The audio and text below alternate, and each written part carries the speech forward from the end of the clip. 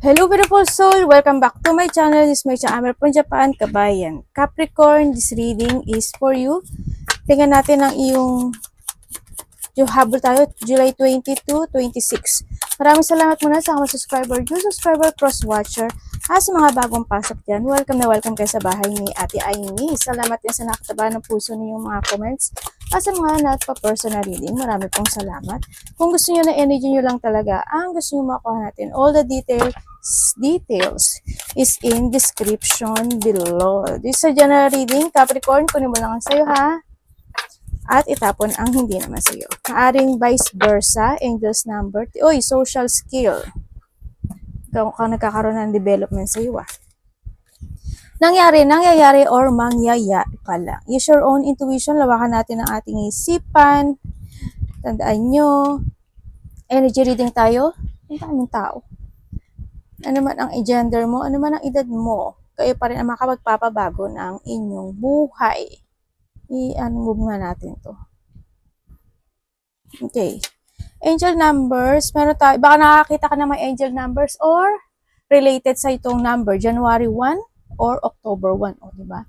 February 22, maaaring ganyan. Mga repeating number. Unahin natin si 101, starting over. Uy. Intelligence, dynamic, making a difference, failure, personal, or spiritual developments. Iba sa inyo, kaya pala dito sa social media, there's a growth coming, sa iba sa inyo. Magkakaroon na ng growth. Siyempre, the beginning of a good fortune is coming. Siyempre, iba rin sa inyo is magkakaroon kayo ng energy level. Yan, mas more kayo magiging energetic this time. Handun na rin yung inyong willpower. Diba? Congrats kung saan pa ng growth na yan sa iyong personality man yan or saan man siya, no? Mga social skill. And syempre, happiness is linked to self-expression. Sarili mo nga. Growth, tama nga, growth. And experience, learning from failure is key. Mga matuto sa nakaraan ha. Happiness is real, possible, and around. Understand its process. And the pursuit of it. Joy is fluid, is in the little things and the big ones. Fail are fun. Start fresh. There's a new beginning coming sa inyo, no? Ano mga pagsubok na pinagdiraranas nyo, isa yan sa makakapagbigay sa inyo ng katatagan going toward to your success. Kaya wag ka masyadong magstay sa mga iniisip-isip na hindi makakagood sa'yo. And the to alignment, yan. This is a time to align yourself. Start at your beginning in life. Kumbaga is ending a situation and start to begin. And ito na yung pag-alignment, Kasi also, syempre, when it comes sa sarili mo, all is balance. Kinakain mo, iniinom mo, sa pera mo, sa emotions mo, syempre, isa rin yun. And you need to focus to yourself din kasi dito, no? Focus to yourself, structure and rebuild yourself, syempre, think to the future, syempre, you need to keep moving always, no, to reach your goal. And syempre, connection, friendship, romantic, dito na rin, nakapasok na rin dito yung support, maaring you support someone or di mga tao na susuporta sa'yo, ganyan, vice versa tayo. Relationship, family ties, balance, life choices, compromise, commitment, trust. How do you move forward toward your life? True calling. Paano nga ba? Diba? Do what makes you happy. Your enthusiasm is what keeps you going. Follow your interest. O mag-follow ka doon, no? Follow your interest. If it's pikit, patay nyo nga. Alam mo na, bubita ate nyo no? Something, following this route will help you discover your life purpose. Iba sa inyo, siguro kasi iba sa inyo, is hindi nila alam kung ano yung tamang path nila, may mga gusto nilang pursue, pero hindi nila magawa, maaari na pakihinaan kayo ng loob, or maaari may mga bagay na nahahatak kayo ng nakaraan, no? So iba sa inyo, meron tayong Libra, Scorpio, and Capricorn. Dito sa card mo, you need to commit yourself going toward to a future. No, kailangan mo manindigan sa mga desire mo and you need to take it action. No, kailangan don't delay. Siyempre, may mga challenge ka kasi na pagdadaanan o pinagdadaanan this time. You need to commit dun sa bagay na yun. No? Choose your path. Yan, kumbaga isipin mo maigi kung ano talaga yung gusto mo sa buhay, kung saan ka talaga, kung dapat pa ba, dapat na ba, yung mga ganong sitwasyon, no? Yun. Yes, may mga iba sa inyo, there's a duty na needs na gawin, na need na gawin. Nagkakaroon ng burden sa iba. Siguro there's a burden, may mga big problem, or maari sa iba is may mga kalungkutan na kayo na pinagdadaanan.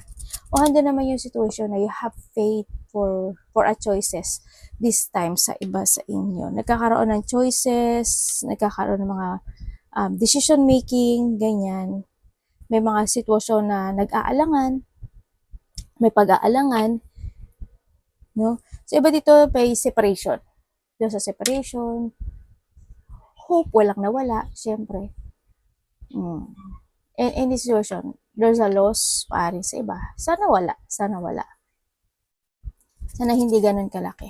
Pero, ang nakita ko dito is, you need to structure talaga yung sarili mo. And also, discipline, ano? Be responsible and discipline. Siyempre, sa iba sa inyo, nagkakaroon kayo ng limitation no? At, alisin mo yung limitation mo sa sarili mo. Huwag mo isipin na hindi mo kaya yung mga bagay kasi kaya mo. Kaya mo. Kaya nga dito si 101 siya kasi 222. Diba? Ito na kapag nagawa mo yun, good fortune is coming. This is the time na kailangan mo i-level up yung sarili mo. Yun. Maaaring sa iba sa inyo, nagkakaroon ka ng quarrel sa isang lalaki o sa isang babae. No? Kung sino man yan. Maaaring ikaw itong lalaki or ikaw yung kung sino ka dyan. Or nagkakaroon kayo ng mga pag-uusap related to a problem, ganyan, related to something. Yun ang nakita ko sa iyo. Maaaring nagkakaroon ng mga promises na hindi natutupad, no? Na hindi may pagpaparaya, parang hindi yung sitwasyon na need nang magparaya or nagparaya o magpaparaya. Yun ang nakikita ko. Sa iba naman sa inyo is may mga partnership na parating. Yan, may mga partnership, may mga promises, magkakaroon ng dealing, syempre. May mga commitment also. Sa iba dito, contract. Yan, may mga kontrata na mapag-uusapan. Ano kaya is, tawag dito? Paghahaba. Energy ni Capricorn.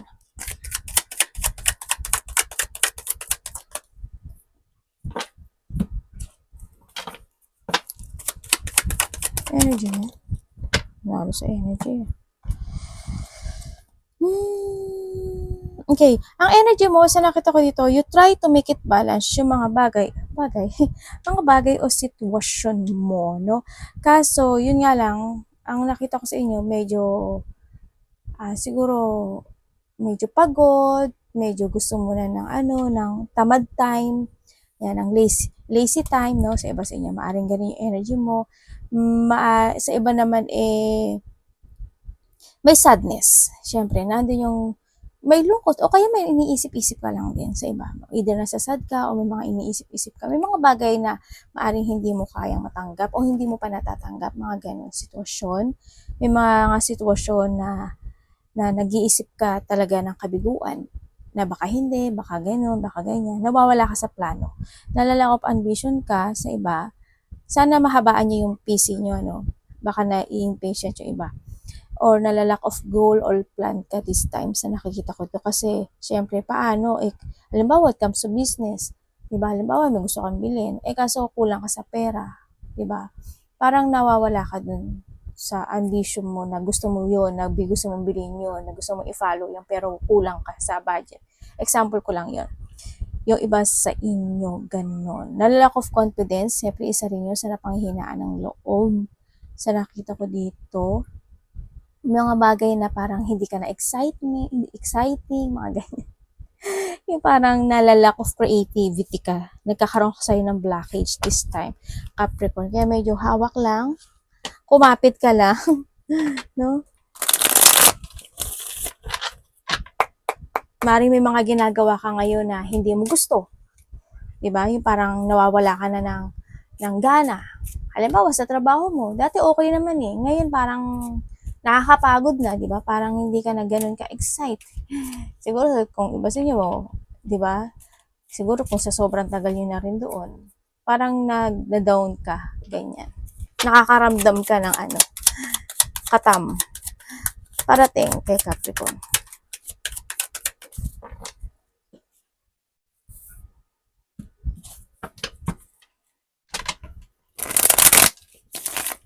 Ang nangyari? Ang nangyari? Anong nangyari?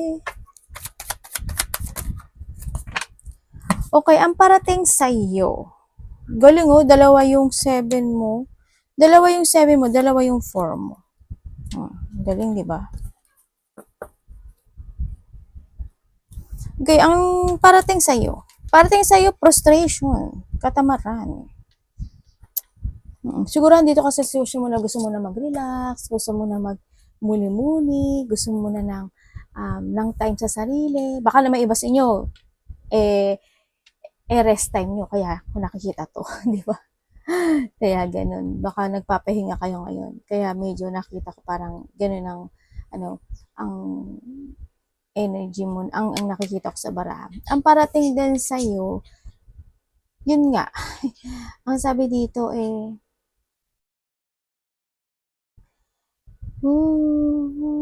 you feeling trapped. Parating sa'yo, mapi-feel trap ka. Sana, no, sabi ko nga sa'yo, di ba, tulad dito, wag kang habaan mo yung PC mo. When it comes sa mga choices sa buhay, syempre, wag kang pabigla-bigla. Din dito, sa nakita ko. Merong, parating sa'yo, may mga bad decision na pwedeng maganap o mangyari. Pag-isipan mo muna maigi para maiwasan. Then ha, yun na nakikita ko dito. Baka, o sa iba naman sa inyo, you're feeling trapped this time. Kasi nandito kasi sitwasyon mo na parang, parang nade-delay ka sa mga bagay o sitwasyon mo this time. Ganun. Halimbawa, ano ba yung delay? Halimbawa, gusto mo nang bumitaw. Gusto mo nang bumitaw. O gusto mo nang kalimutan yung mga bagay o sitwasyon na hindi naging maganda or hindi nag-growth or hindi ka nagiging masaya na, ganyan. Pero hindi mo kayang mabitawan yun o hindi mo kayang umalis doon sa bagay na yun o hindi mo makalimutan yung bagay na yun. Yung mga ganun sitwasyon. Ang parating din, sabi ko nga kanina, sana mas mag-trust ka sa intuition mo, huwag pabigla-bigla kasi pwedeng ikaw magkamali ng desisyon sa buhay. Sa iba naman sa inyo is ma-overwhelm kayo sa mga choices sa buhay nyo, ha? Alam niyo naman, pag na-overwhelm, ang pangit na kilalalabasan, hindi ba? Kailangan, you need to be patiently waiting sa mga magaganap o mangyayari. Huwag pabigla-bigla, pinaka the best, no? Kailangan you need to try mo i-progress mga bagay na yon, i-analyze mo yun, or magkaroon ka ng strategy sa mga bagay o sitwasyon. Kung ano yung mga sitwasyon na need to let go, ganyan, na need to be stable, mga ganyan, sa iba sa inyo. Parating din,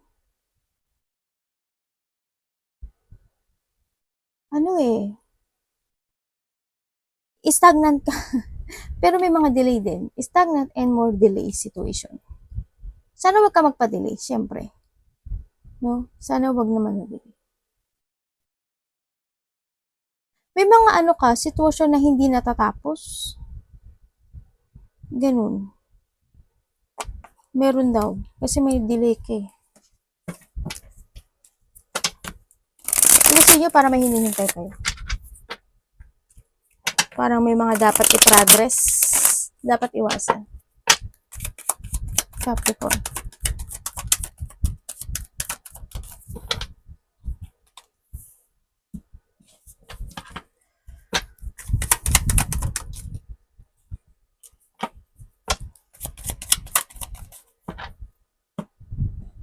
Okay, dapat mong iwasan yung masyado kang maging palaisip. Overthinking, over-emotional, ganyan, iwasan mo yun. No? Dito sa nakita ko, iwasan mo rin na yung mga anxiety, stress, ganyan. Yung iwasan mo yung matakot sa mga bagay na gusto mong i-pursue o gawin. And then, syempre, iwasan mo yung illusion ka lang ng illusion pero wala ka namang ginagawa. Okay lang yun. Nasa sa inyo naman yan, di ba? Siyempre, kung kailangan din na magbawi ng magtulog, magbawi ka, huwag ka masyadong palaisip, no? Ganyan. Iwasan mo rin yung lokohin din yung sarili mo. Siyempre, isa rin doon sa mga tao na may balak kang lokohin, you need to avoid din kasi, no? Avoid something into your life. Iwasan mo magkaroon, sabi ko nga sa'yo, huwag ka magmamadali, di ba? Sa mga desisyon mo sa buhay mo. Huwag mong madaliin, pero pag-isipan mo maigi. Yun. Siyempre, andito rin yung sa mga sitwasyon na may mga bagay na need to avoid or may mga bagay na kailangan mong humiwalay o lumayo. Yan, maaring lumayo. Halimbawa, lumayo ka sa mga makaka-toxic sa'yo, sa mga, kumbaga sa tulog, kailangan magbawi ka ng tulog, ganyan. Alisin mo, o you need to avoid na hindi ka mag-taking a risk, ganyan. Kailangan subok lang ng subok. Yan. Pero syempre, pag-isipan mo pa rin, mag-trust ka sa intuition mo dito. Di ba? Kasi this is a time to step up ang sinasabi dito. Iwasan mo, syempre, yung pagpapaliban sa mga bagay-bagay. Yan, iwasan mo yun. Ay, pwede naman siya ngayong gawin, bubukas mo pa. Yung mga ganun. Kumbaga, ay nasa mall ka na, halimbawa, nasa shopping mall ka, ay bibili ka, ay nasa gengkan tuloy. Tawag doon, sa labas ka na nung pintuan, pauwi ka na, pero nakalimutan mo palang bumili ng ketchup, halimbawa lang. Ay, bukas na lang, nandito na ako eh. O, di ba? Para bumalik ka lang ba? Ilang hakbang lang yun eh. Yung mga ganang sitwasyon. Di ba? Ang babaw ng ano ko. Yan. Iwasan mo din na magkaroon ka ng lack of control or lack of discipline when it comes sa sarili mo. Yan. Iwasan mo abusuduhin yung sarili mo kung kailangan na magpahinga ka, mag-relax ka. Kailangan mo rin kasi ng mental peace, no? Iwasan mo na umpisahan, may umpisahan ka na hindi mo matatapos. Kailangan until the end, tapusin mo yung bagay na yun. Iwasan mo na kumilos o mag-action ng mga bagay o magdesisyon ng mga bagay o sitwasyon na walang ka-purpose. Diba? Kailangan always have a purpose. Isipin mo pala. Tsaka yung minsan yung yung pagwawalang kibo. Kasi minsan yung mga Capricorn, minsan tahimik lang, ganyan. Siyempre, kung kailangan ng opinion mo, salita ka rin. Wala yung hindi ka kumikibo, hindi ka, kumaga, hindi ka tumututol, halimbawa, ganun, di ba? Hindi mo naman sinasabi na, hindi mo naman bubuwagin yung trip niya. Magbibigay ka lang naman ng opinion. Ano ba sa tingin? Sa tingin mo kaya ganito, ganyan? Mas okay kaya yung ganun? Hindi mo naman sasabihin, ganito gawin, hindi naman ganun. Kumbaga, use your voice din, di ba? Sometimes, ganyan. Tingnan natin. Love. Love sa lahat, kapatid, anak, magulang, karelasyon, kaibigan, or sino man siya. Sino man siya, no?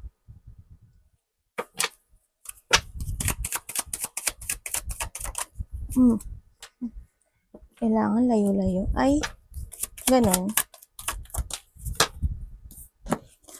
Uy, when it comes to a love. Okay, kung kayo nagkahiwalay nitong tao na to, isa sa inyo hindi pa nakaka-move on. Isa sa inyo andun pa rin sa sitwasyon na gusto niya ng union or ng togetherness ulit. O gusto niya ulit ng pagkakasundo, ganyan, sa iyo. May mga bagay na hindi pa niya nasasabi sa iyo, na gusto niya siguro sabihin. Yun ang nakikita ko dito. Gusto pa rin niya ng partnership sa iyo. Gusto pa rin niya ng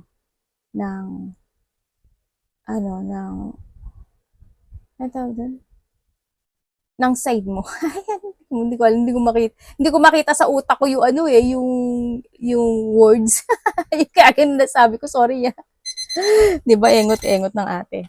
Yun, gusto pa rin niya na ano, connection, commitment. They want to commit. Or ikaw ito ha, vice versa tayo. Oo, syempre nahandun yung nagkaroon na ano eh, maaari nagkaroon ng third party sa iba or nagkaroon ng mga distraction in this relationship.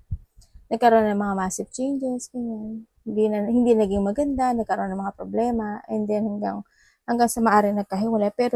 Pero ang sinasabi niya ito o ikaw to or siya, hindi pa siya nakakaalis o hindi pa siya nakaka-move on in this relationship. Kung kayo naman is a single, may tao dito na may sikretong nararamdaman sa iyo. May tao na daydreaming of you, pinapantasizing ka, or vice versa, ganyan. Maaring nahihiya siya or hindi niya pa alam paano niya i-express yung nararamdaman niya sa'yo. Maaring ganon. Maaring iba dito, kasamaan mo to sa trabaho. O nakakausap mo na siya.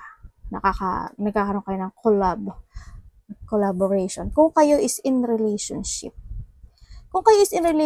kahit na may mga nangyayari na mga distractions, syempre, dito sa relationship na to, kahit na hindi kayo gaano nag-uusap, sometimes na mga ganun sitwasyon, andun pa rin naman yung love, andun pa rin naman yung commitment at yung partnership ninyong dalawa, no? Yun nga lang siguro, mas more okay kung magkakaroon kayo ng open communication to each other. Pero nasa sa inyo, choices nyo yan eh, di ba? Yun na nakita ko. Maaring isa sa inyo, syempre, maaring may mga lihim na tinatago, no? Maaring sariling problema, ganyan, kung ano man yun. Kung sa side mo to o sa side niya. Sana walang third party dito. Pero may nakikita kasi akong nalulungkot. No, either nalulungkot siya, nag-isolate siya, or isa sa inyo, ganyan. Or nahando lang siya sa sitwasyon na mahilig lang siya magmuni-muni.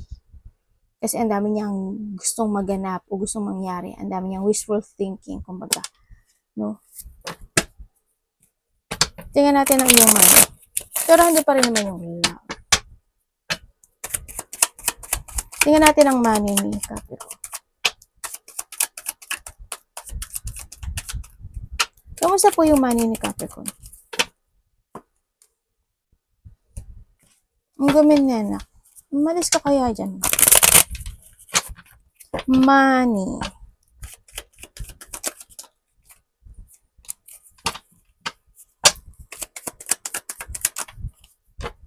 Uy, medyo ang dami mong iniisip pagdating sa pera. Sorry ah. Okay, when it comes sa money, medyo medyo hindi maganda yung money mo. Kasi hindi ka ata nakakaipon. Maaari may mga babayarin pa na hindi pa maaaring natatapos sa iba sa inyo. Yes, when it comes sa money, medyo may frustrate, no? Medyo nahihirapan ka ata. Nagkakaroon ng negativity when it comes sa money mo. Pag-ingatan mo na lang yung money mo, no? Yun na nakikita ko dito. Medyo hirap. Siguro this is the time na kailangan na mag-focus and mag-commit para makapag-ipon ng pera. This time, yun na lang na nasa inyo na yun kung paano nyo i-handle para makaipon kayo ng pera. Kasi sabi nga nila, di ba, kapag gusto, may paraan. Kapag ayaw, maraming dahilan. Di ba? Yun lang yun. Yun lang yun. Yun lang pinakasagot dun, ate. Oo nga. Yun. Kaya sa pera mo, medyo mahirap na po-frustrate ka ata. No, siguro may tinutulungan ka o kaya mas marami yung lumalabas as in. Frustration kasi siya. Yun. Alam mo ba na may nag-chichismis sa'yo, Capricorn? Meron. Tapos may mga cheater or just a cheating situation. Sa iba sa inyo, hindi kayo mahilig makapag-socialize, ganyan. Always want to be alone, mga ganun sa iba sa inyo. Gusto niyo lang palagi kayo nag-isolate sa gilid-gilid, sa tabi-tabi. Ganun yung iba sa inyo, no? Marami iniisip, ganyan. Pero, totoo yung sinabi ko na may nagchichismis sa inyo. Pinag-uusapan ka, syempre, huwag kang magtatrust kasi may mga nasa paligid mo, maaring kasama mo sa trabaho, kaibigan mo, cheating or there's a cheating situation. Saang aspeto man ng buhay mo yan. No? Anak, gumin na. Dito ka sa ano, si mami. Dito, dito.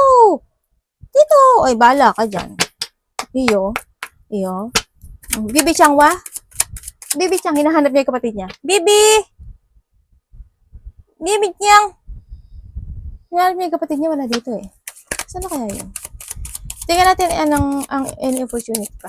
Bibi Chang! Any opportunity. Sige, kapatid mo na. Bibi Changwa?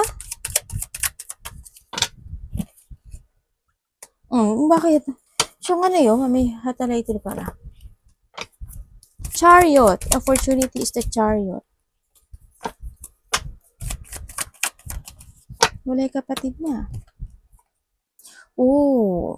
Okay. Opportunity, may mga new connection.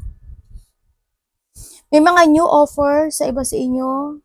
O kaya naman, may taong makikipag-usap sa'yo. May taong ikaw ang makikipag-usap or siya, parang ganun, vice versa. Kasi wala akong pointed name.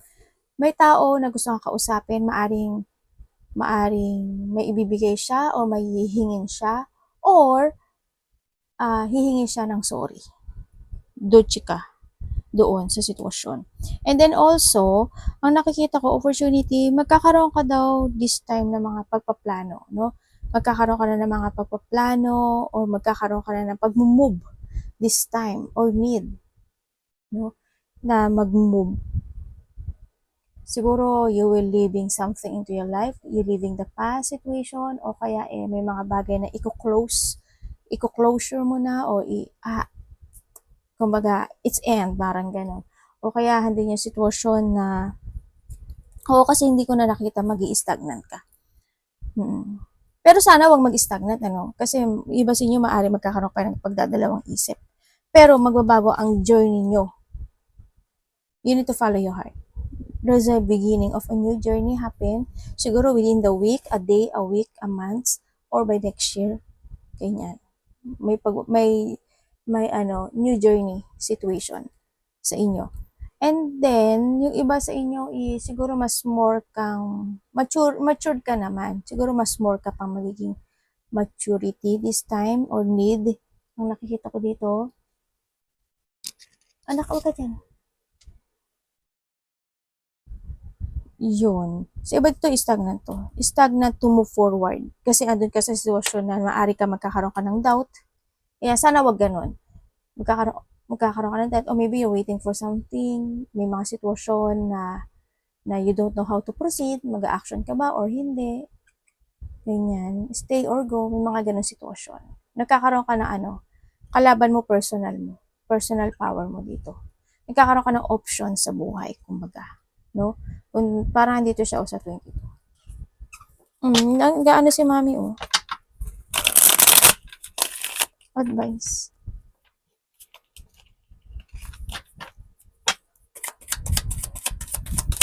Oo, nagkaroon ng mga sad memories, nagkaroon ng mga broken promises, broken friendship, ayan.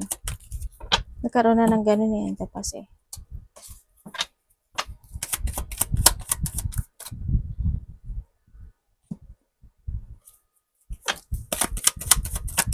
ang advice sa iyo.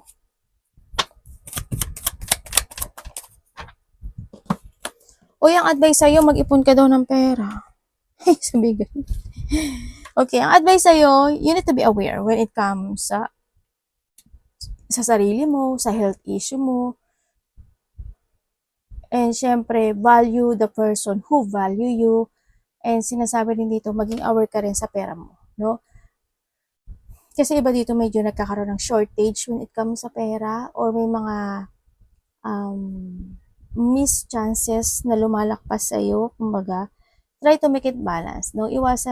Syempre ang advice sa iyo, you need to balance and control lahat ng sitwasyon mo sa buhay, lalo na sa pera. No? Kailangan mo maging aware doon. Ganun din sa trabaho, try to make it balance. No? Be organized and sana umiwas ka na lang sa mga chaos, no? Umiwas ka na sa mga chaos, kanya sa mga taong makasarili or sakim, ganyan. Ang sinasabi rin dito, may mga bagay na need to transform, may mga bagay na you need to awake. Or, kumbaga, try magkaroon ka ng self-evaluation sa sarili mo kung ano yung mga bagay na gusto mo na i-let go, i-change, ganyan, i-transform, let go the past because the past is done. Ibig sabihin, you need to awake na rin sa mga bagay. This is the time na you need to learn from the past situation. Let go kung ano yung gusto mo i-let go. It's time to take it action. It's time to trust. Mag-trust ka sa intuition mo. Make a move, no? And then, action, kung kailangan na this time talaga is magkaroon ka ng alignment. I-alignment mo yung sarili mo. I-innovate mo yung sarili mo, syempre. Tandaan mo, yung positivity is in your hand. Kung gusto mo talaga ng be creative, ng positive outcome. Start, a fresh start, a beginning. It's time to change and be adventure. Yan, sa iba sa inyo. Sa iba sa inyo, maaari may mga travel kayo, no? Yan, nakikita ko. Huwag ka lang maghintay ng sign, syempre. No? Alam ko naman na you're feeling stuck, na minsan naboboard ka na, ang daming tumatakbo na questioning sa sarili, nagkakaroon ng dissatisfaction. Syempre, mag-action at mag-move forward ka. Motivation and mag-go forward ka sa passion mo. Diba? Huwag ka lang maghintay ng mga sign. Tsaka ano ba to? Mag-focus ka sa mga sign. Halimbawa, kung makakita ka ng mga 111, 222, tulad nito, ng mga repeating numbers. Also sa song, o kaya sa mga sa mga karatura. Karatura talaga, board. Parang sarang ganun. Tapos, o kaya sa mga sinasabi ng kaibigan mo, makakakuha ka doon ng sign Yung para paano mo paulit-ulit. O kaya yung nasa isip mo, tapos bila niyang nasabi. Ibig sabihin, sign yun. Arigato naman sa God bless.